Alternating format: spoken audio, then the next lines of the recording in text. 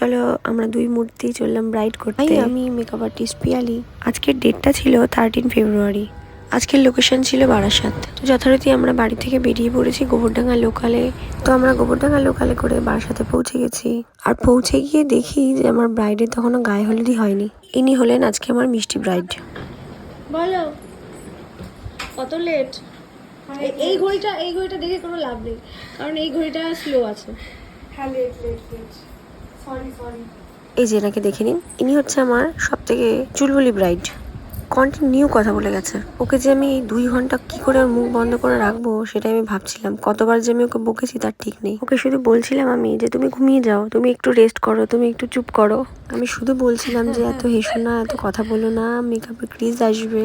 Continue বকতে বকতে ক্লান্ত হয়ে অ্যাট লাস্ট ঘুমিয়ে পড়েছে। সেই ফাঁকে আমি খুব তাড়াতাড়ি ওর বেস মেকআপটা কমপ্লিট করি। আমার ব্রাইডকে নিয়ে যা বলবো কমই বলা হবে। ও ভীষণ ফ্রেন্ডলি আর ভীষণ মানুষকে আপন করতে পারে। মানে মনেই হয়নি আশীর্বাদের দিন আমি ওকে প্রথম সাজাতে গেছি। মানে ওর সাথে কথা বলে মনে হচ্ছিল যেন ও আমার অনেক পুরনো একজন পরিচিত মানুষ। দেখো লিপস্টিক পরাচ্ছি, সমানেও কথা বলে যাচ্ছে, সমানে। ওর যেটুকুনি ঘুমাচ্ছিল সেটুকুনির মধ্যে আমি মেকআপটা কমপ্লিট করেছিলাম।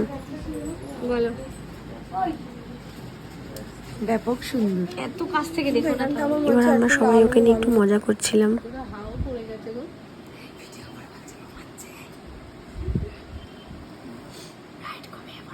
আমার ব্রাইড ঘুমিয়ে পড়েছে, আমিও ঘুমিয়ে পড়বো এবার। আমাদের সবার ঘুম পেয়ে যাচ্ছে। সবাই ওয়েট করছিল সাজার জন্য। ব্রাইডের সাথে সাথে ব্রাইডের মাকেও তো রেডি করতে হবে, তো মাকে বসিয়ে দিয়েছিলাম। কিন্তু কাকিমার কোনো ছবি আমার কাছে নেই, কারণ ছবি তোলার সময়ের অভাবে আমি কাকিমার কোনো ছবি তুলতে পারিনি, যার জন্য পোস্টও করতে পারিনি। এবার দেখো আমার ব্রাইডকে কত মিষ্টি লাগছে, এক একটা করে গয়না পরানো হচ্ছে। আর যেন আরো যেন বেশি বেশি ওকে মিষ্টি লাগছে। তোমরা কিন্তু আমাকে কমেন্ট করে জানাবে যে আমার ব্রাইডকে কেমন লাগলো। এত ব্যস্ততার মধ্যে আমি ছোট ছোট ক্লিপগুলো নিয়ে রেখেছিলাম তোমাদের সাথে শেয়ার করব বলে। তো তোমরা অবশ্যই জানাবে যে কেমন লাগলো আমার ব্রাইডকে আজকে। ও তো আয়না থেকে চোখটাই সরাচ্ছিল না। এবার চলো শুনে নি আমার ব্রাইডের আমার কাজ কেমন লাগলো, কি বলে সে। বলো ব্রাইড কেমন লাগলো? ভীষণ সুন্দর। তোমার সাজানোর আমি আর কি প্রশংসা করব। আশীর্বাদে সাজলাম, বিয়েতে সাজলাম, কেমন লাগলো? নেক্সট টাইম কিছু থাকলে অবশ্যই সাজলাম।